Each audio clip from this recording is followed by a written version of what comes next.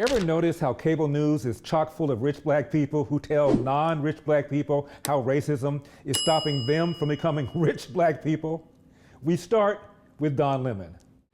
And they do that because the way that they are rich black people are by, and I hope black people don't come down on me too much for this, but you know what? I'm gonna say it later. Let's go and check this out. I'll give y'all my opinion in a moment. This is CNN Tonight. I'm Don Lemon. Thank you so much for joining us, everyone. Now, for a man who routinely complains about racial oppression, Mr. Lemon is doing pretty well. How well? Show me the money.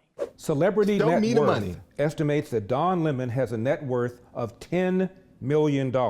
Much of that wealth likely comes from his CNN salary, which is estimated to be in the millions of dollars. He also owns a home in Sag Harbor, New York, which he purchased in 2016 for $3.1 million, as well as a condo in New York's Harlem neighborhood. Damn, Don Lemon, you are doing well, brother. You know, victimization over there. But hey, I'm sure you're going to still fight the power for those who cannot afford a house in Sag Harbor, New York, or in Harlem. End of quote. But although he's a public figure, apparently not everybody knows who Mr. Lemon is.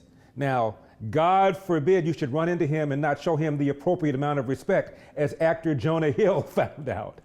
He was at a hotel and he ran into Jonah Hill, and apparently it wasn't a good meeting between the two. Supposedly, Don said hi, Jonah shook his hand, and moved on. But Don felt disrespected and ignited a Twitter war.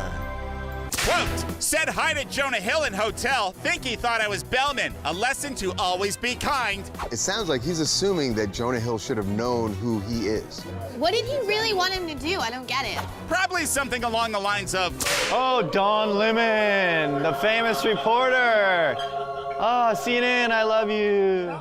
Aww.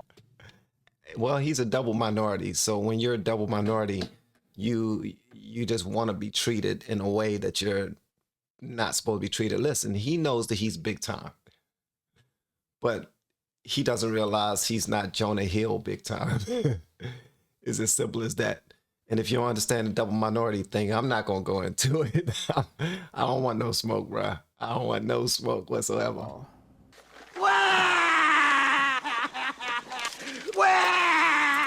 Roger Rabbit. Now, what did Jonah Hill say about all of this? Jonah wasn't having any of it. He tweeted, I said hi. What are you going to do? Move in with you? I was in a hurry. I didn't realize you were a 12-year-old girl. Peace. Notice what Lemon did here. He whipped out the race card. Jonah Hill must have thought I was a bellman. But no, Mr. Hill. Mr. Lemon is decidedly not a bellman. I'm a human being. Damn it. My life has value. Now, the next rich black host telling non-rich black people that racism is stopping them from becoming rich and black? Van Jones.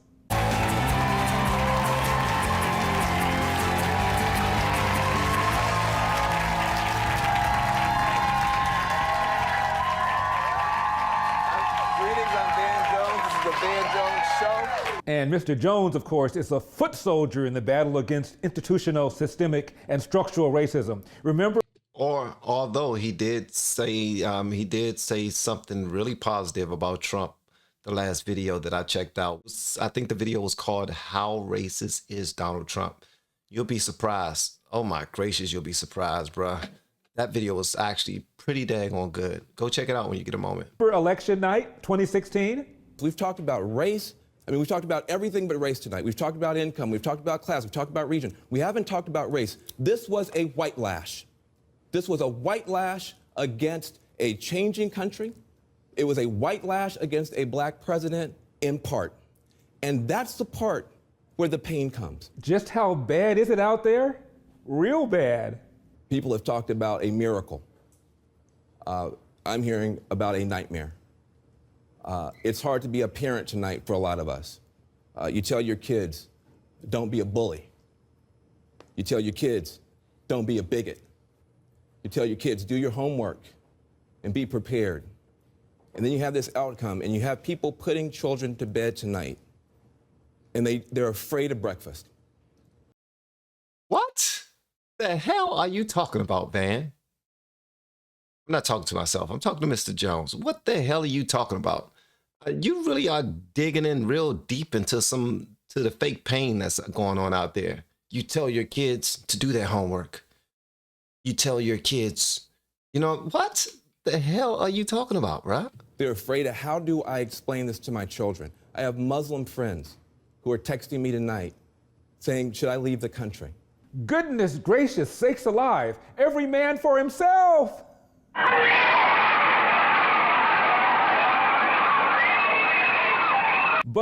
But white lash has not stopped Mr. Jones. Now, we don't know his salary or his net worth, but check out this little nugget from a celebrity gossip magazine. Van Jones has quite a great earning through his professional career as a news commentator, author, and attorney. Jones has managed to amass a great fortune in millions of dollars through his several attorney projects, shows, and his books. Congratulations, big bro. Sheesh, you're doing damn well. You're doing a damn good job. Damn good job. Yeah. End of quote. Next, we have CNN contributor and Democratic strategist. That's another Bakari attorney. Sellers. He's another attorney. I think that the comparison that Jeffrey made is intellectually disingenuous at best. And what we saw him do was pervert one of the greatest pieces of literature that we've seen in a very long period of time, in over 100 years, the letter from the Birmingham jail. Do you understand that some people look at me as being inherently dangerous because I'm a black male? Do you get that? Don't nobody look at you as being inherently dangerous, bro. Get over it. Don't nobody look at you as being inherently dangerous, bro. Why do people keep on faking no? Everybody, let me be quiet. Do you understand? As Stokely Carmichael once said, a white man who wants to lynch me, that is his problem. A white man who has the power to lynch me, that is my problem. Racism is a question of power, not a question of attitude. Oh my goodness, everybody down to the bomb shelter. May I point out that when you're talking about black, white, violent interracial crimes, excluding homicide, there are roughly 500,000. Roughly 90% of them are black perpetrator, white victim, only 10% the other way around. So who exactly should be afraid of whom, Mr. Sellers? Speaking of Mr. Sellers, apparently this fear has not stopped him from becoming really, really rich. The Bakari Sellers net worth is estimated around $5 million. Dang, young man. Great job, bro. Great job. He earned the good income from his political career. Now his contribution to the show CNN is quite popular these days. Bakari is indulged in various jobs which help him to generate good revenue. Good job, man. Of quote. Excellent job running it up. But one thing you need to do is start letting other people know that it's very much possible for them as well. Like, you're not the only one that can do it.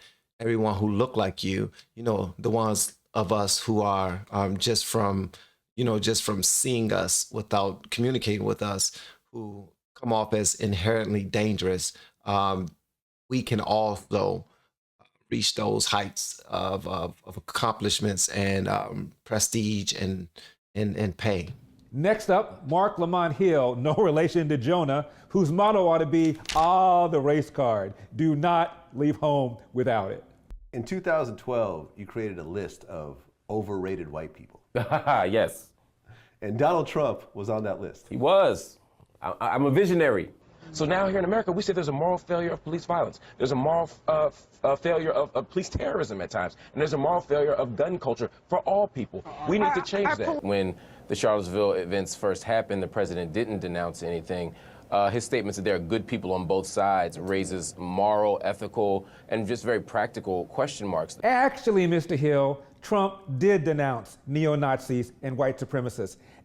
When Trump said that, though, and this is wild, but when Trump actually said that, that was a huge deal in the black community. That when he said there's good people on both sides or bad people on both sides or something like that, and it was like, but what about the bad people on your side? What about that? What do you mean there's some good people? Because all we know from when we watching CNN and MSNBC, everybody on the other side are racist. So there's good people over there? Because what they report to us, those people are bad. So we need you to say that. And if you don't say it, no, look at us. If you don't say it, you're racist. Because we are told, per MSNBC and CNN, that everybody on that side are bad, and we need you to say it. You can't say good people on both sides because that's racist to us. That's a dog whistle. That's what they say, it's a dog whistle. Yeah, they taught me that too. As ultimately acknowledged by even 2 of your colleagues on CNN. So you know what? It's fine. You're changing history, you're changing culture, and you had people, and I'm not talking about the neo-Nazis and the white nationalists, because they should be condemned totally. Now, elsewhere in those remarks, the president did condemn neo-Nazis and white supremacists. So he's not saying that the neo-Nazis and white supremacists are very fine people, but he is saying people protesting alongside those neo-Nazis and white supremacists are very fine people. Within the last 10 days, I know that I made reference to those words from the president, and I had a phone caller who called and said, that is not what the president said. Now, having invested the time to go back and zapruder the tape, I think the caller's right, and I think you're right. I think it's true. He'd have done himself a favor if he had verbalized it the way you have with the words monument debate. Apart from that, Mr. Hill nailed it. Now, he and I had an exchange about Ferguson and about Michael Brown. Bakari Sellers insisted that the police were routinely mowing down unarmed black men. And I told him of all the people killed by black people every single year, the police kill but a tiny, tiny fraction. 2 things. One, I think your earpiece could be broken because the question was on mental health, and you once again go back to the pathologies of the black community. That's stunning to me. But why do you have to insult me all the time? Why can't you address what I said rather than insulting me? Why is that necessary? Can we have a discussion as 2 black men without insulting each other? Is that possible? Can we try and do that, please? Larry, I haven't insulted you. Larry, I'm not insulting you. What I'm responding to the fact is you said I was sounding a dog whistle. Why do Republicans always use a dog whistle? Whistle. I just now said dog whistle. I'm excited, man. I got something right on a political pop quiz. That's what I did on a political pop quiz. I got something right, bruh. I was see, I'm learning. I'm learning something. And Larry Elder setting him straight. He's like, why do you gotta insult me, bruh? Why you gotta insult me, brother? In front of this white lady, huh? In front of white America. You gonna insult me? We supposed to be on the same side, brother. Huh? Look at my hand. My hand look like your hand. My face look like your face. Huh? My eyes look like your eyes. Huh? Gonna assault me in front of this white lady. I didn't say. Why don't you deal with what I said, the merits of what I said? Nice. For a change, Lamont. I watch you all the time. You talk over people. You don't listen to the merits of what they say. You're talking over me. Like, first of all, okay, a few things. I never said dog whistle. Second, you're saying engage what you talked about. You did. I just talked. Let me finish. I didn't. When you rewind this, you'll realize you were wrong.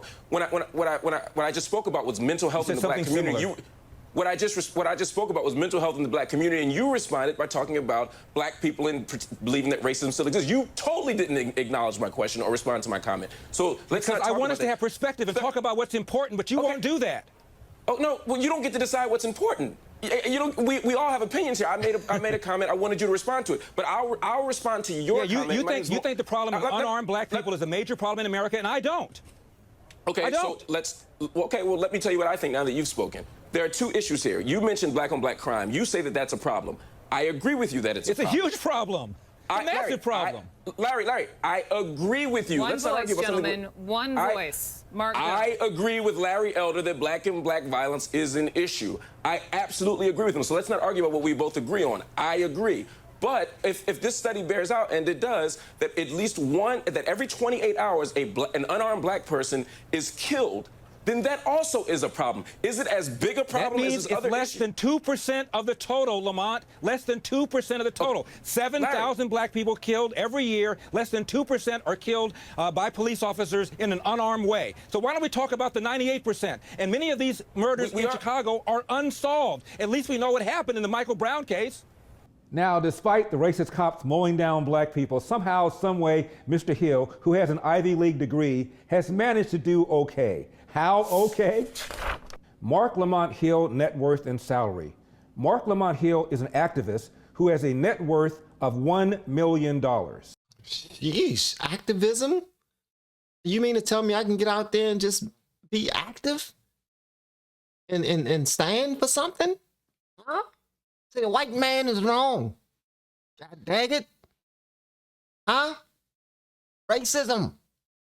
White supremacy. and I can get paid $1 million, man, please. I'm in the wrong daggone business. I'm in the wrong business. End of quote. Can you just imagine how big his net worth would be if it weren't for all those racist cops holding him back? Next up, Joy Ann Reid of MSNB Hee Haw. Good morning and welcome to AM Joy. Now she too is in the vanguard of the fight against racism and against prejudice. Shout out to her because my wife has the name Joy as well. So that name just touches my heart a little bit. That didn't last long. Having read the talking points that were scrambled into his hands by nervous Republicans for almost an entire day, Donald Trump pulled a full Charlottesville today. That racist rant by New York attorney Aaron Schlossberg is just the latest viral video putting a spotlight on bigotry in America. And lastly, you've lost the right to rattle on about the party of Lincoln and Reagan. You are now the party of Donald Trump, the party of the alt-right, of Breitbart.com. You've ratified Trump's vulgarity, his crassness. You saw exactly who and what he was, and you chose it. You're going to have to own that. Now, speaking of bigotry, did you know about Joy Ann Reid's blog post circa 2007, 2008, in which she said some pretty hideous things about gays? Hadn't heard about that? Didn't think so. Long before this week, And Larry Elder just be smiling like hell. Larry Elder be smiling like hell when he got something on somebody, man. I love it. Reid was already under pressure for homophobic blog posts more than a decade old. One post suggests Anderson Cooper is the gayest thing on TV.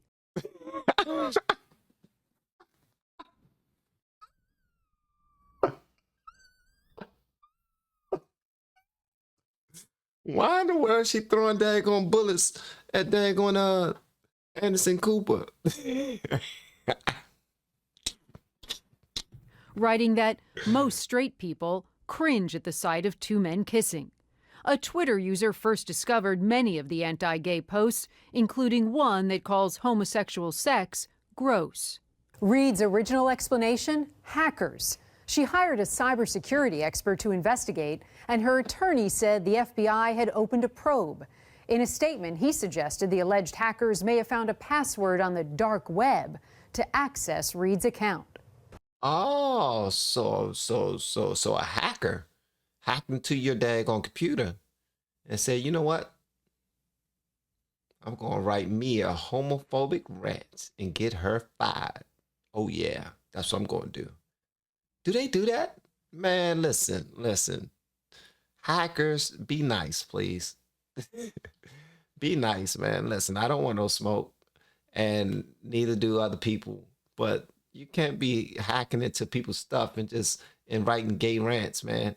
Like, why are the hackers attacking Anderson Cooper and other gay men who want to kiss each other and put tongues in each other's mouths on TV? Huh? If they want to do that, that's their business. That's their business. Frankly, I couldn't imagine where they'd come from or whose voice that was. But hey, don't blame her. After all, she was hacked. I've spent a lot of time trying to make sense of these posts. I hired cybersecurity experts to see if somebody had manipulated my words or my former blog. And the reality is they have not been able to prove it. But here's what I know. I genuinely do not believe I wrote those hateful things. But then I had a conversation the other day with a friend who's also an advocate in the LGBTQ community in Florida, who rightly took me to task for my tweets mocking Ann Coulter using transgender stereotypes. I apologize to my friend, and I want to apologize to the trans community. Hold on a second.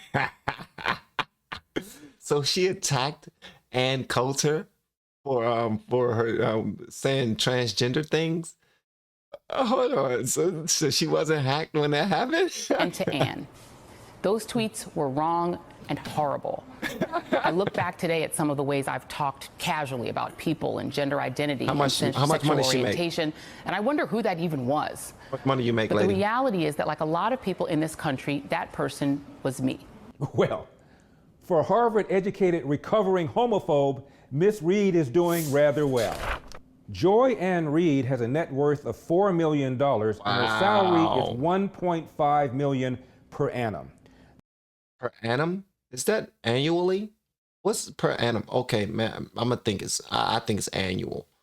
Good job. My gracious, Joy. Sheesh, you killing it, young lady. Joy and her husband are owners of a documentary film company, Image Lab Media Group, end of quote. Like I said, this is cable news, where rich black people tell non-rich black people how racism stops them from becoming rich black people. We must internalize the flatulation of the matter by transmitting the effervescence of the Indonesian proximity in order to further segregate the crux of my venereal infection. I'm Larry Elder, and this has been the Larry Elder Show. I'll see you next time.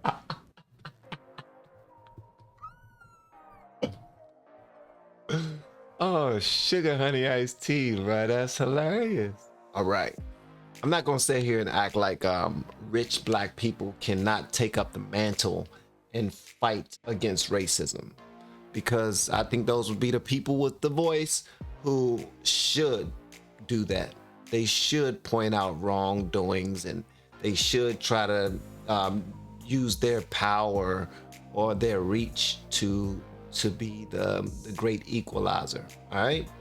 But one thing I hope they start doing more of is calling a spade a spade. All right. No pun intended. I'm not just saying black people are spades, but they know the country is not nearly as bad as they make it out to be.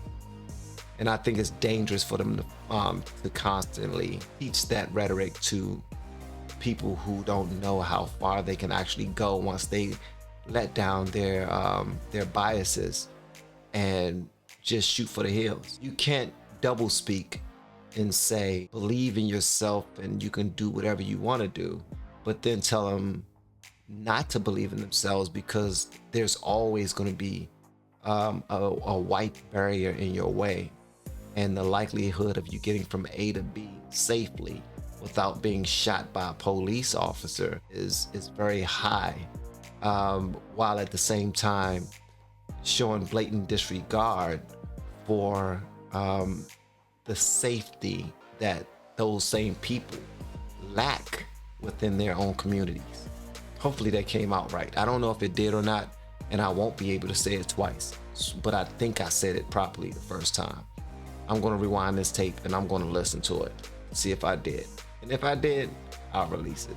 All right. But per usual, I want to hear what y'all got to say about this in the comments below. And if you have yet to hit that subscribe button, please make sure you do so on your way out the door. Once again, guys, I'm Van. You know what?